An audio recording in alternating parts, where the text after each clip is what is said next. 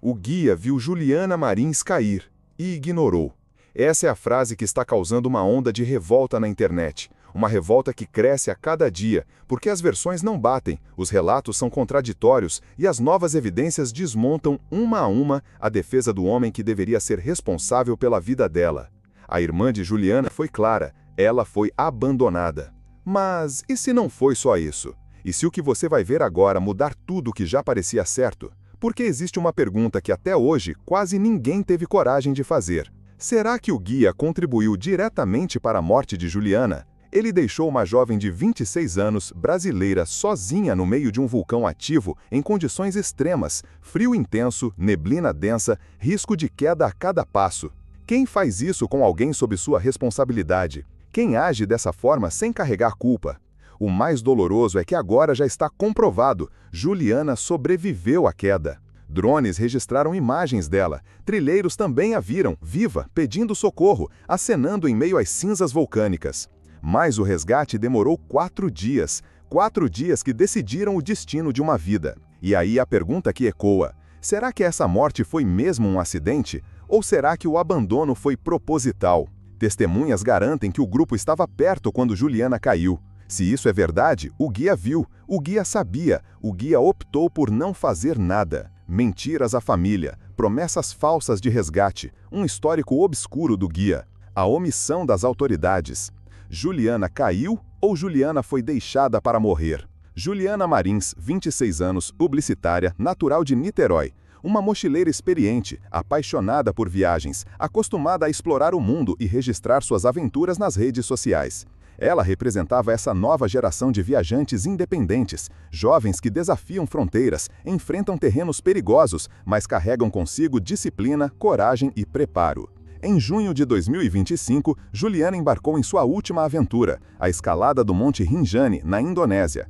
Um vulcão ativo com 3.726 metros de altitude. Belo, sim, mas também conhecido como um dos mais traiçoeiros do planeta. E os números não deixam dúvidas. Nos últimos 5 anos, foram registrados 180 acidentes na região. 8 mortes confirmadas. Uma estatística que deveria servir como alerta para qualquer autoridade séria, para qualquer guia responsável. Mas não serviu. Juliana iniciou a expedição junto com 5 turistas e um guia local. No segundo dia de trilha, veio o primeiro ponto de ruptura. Juliana se sentiu cansada, pediu para descansar. E foi nesse instante que o guia tomou a decisão que mudaria tudo.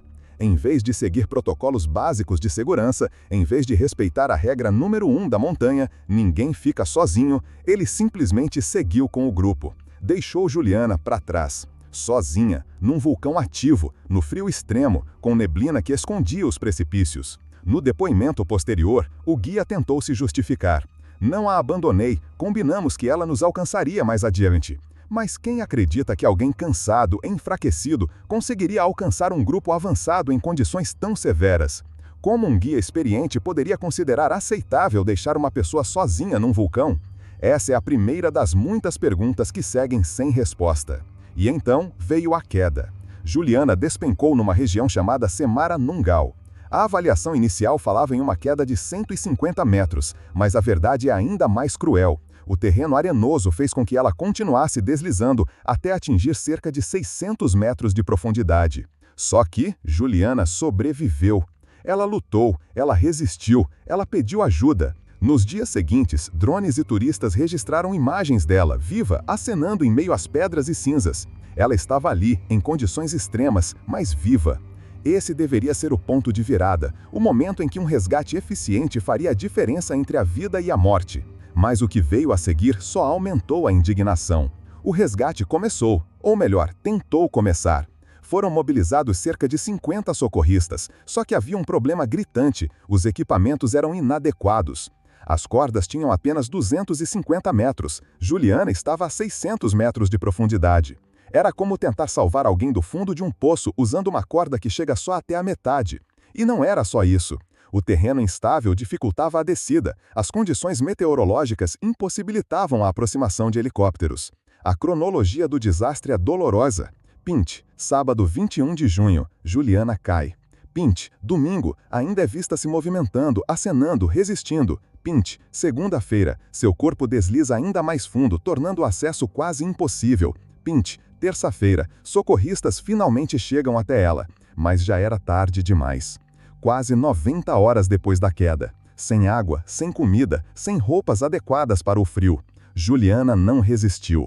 A revolta da família foi imediata. Sua irmã declarou: Juliana foi abandonada, e trouxe informações que desmontam a versão oficial. Juliana já tinha descido mais de 300 metros na primeira queda. A equipe de resgate levou cordas de 150 metros, ou seja, eles nunca tiveram chance real de alcançá-la. Todas as imagens de Juliana viva foram feitas no primeiro dia da queda. Depois disso, nenhuma ação concreta chegou até ela.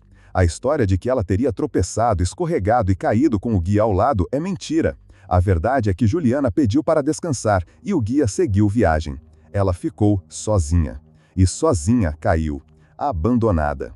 Enquanto isso, seu pai viajava desesperado para a Indonésia, acreditando nas promessas de que a filha estava sendo assistida, recebendo suplementos, aguardando o resgate.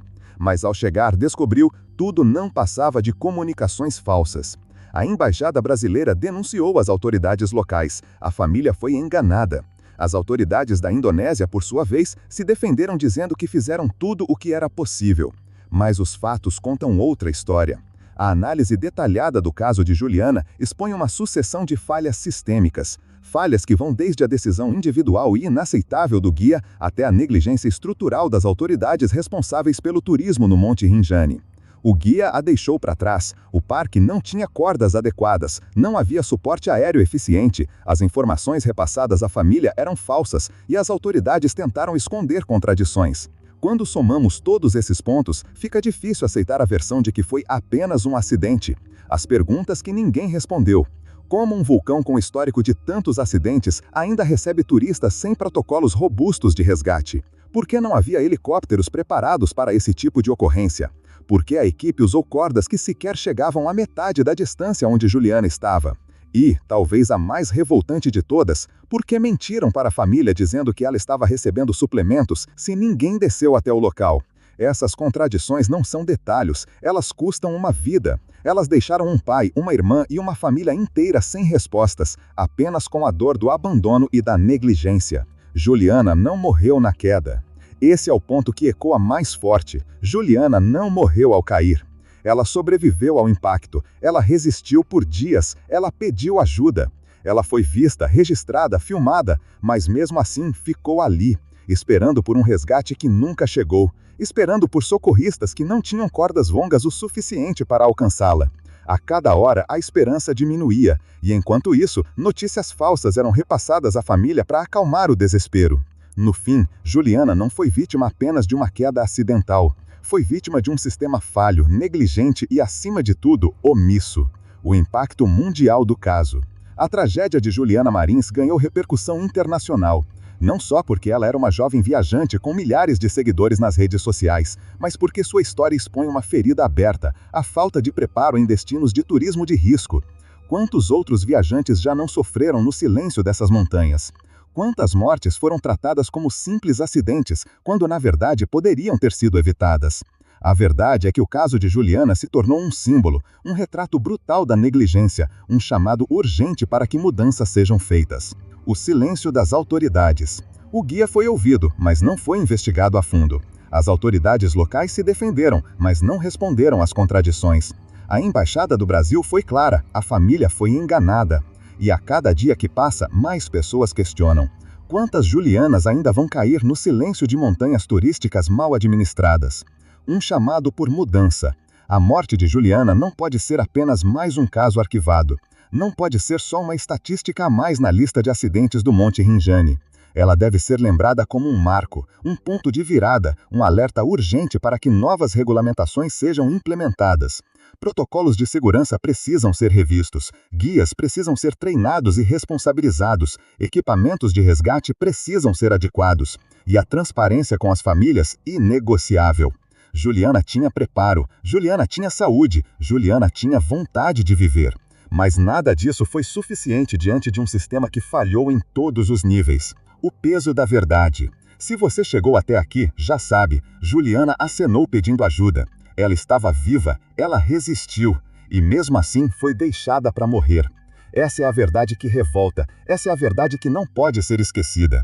Porque não foi apenas uma tragédia pessoal, foi a prova de que vidas estão sendo colocadas em risco diariamente por negligência, omissão e mentiras. O que você faria?